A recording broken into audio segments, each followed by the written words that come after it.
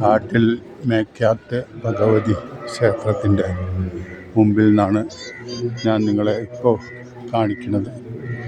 ഇത് കൊല്ലം ജില്ലയിൽ കരുനാഗപ്പള്ളിയിൽ നിന്ന് ഒരു 8 കിലോമീറ്റർ ദൂരത്താണ് ഈ അമ്പലം സ്ഥിതി ചെയ്യുന്നത്.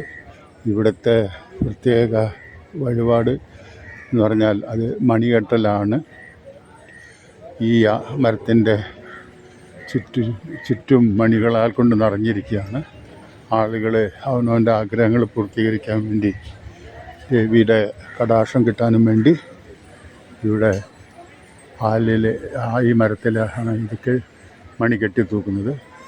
വളരെ സന്തോഷത്തോടു കൂടിയാണ് ആൾക്കാർ ചെയ്യുന്നത്. അതിൻ്റെ അർത്ഥം അവർക്ക് അതിൻ്റെ ബെനിഫിറ്റ് കിട്ടുന്നുണ്ട്.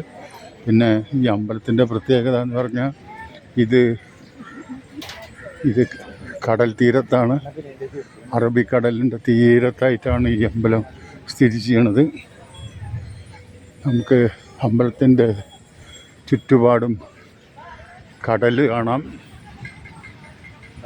ഞാൻ നിങ്ങളെ കടലിൻ്റെ ദൃശ്യമാണ് കാണിക്കണത്. ദൂരത്ത് ചുറ്റുപാടും കടലാണ്. ഇവിടേക്ക് വരണതാണെങ്കിൽ ഒരു ബോട്ടിൽ നമ്മളെ നദിയിൽ നിന്ന് നമ്മളെ ഈ തീരത്ത് കൊണ്ടുവിടുകയാണ്.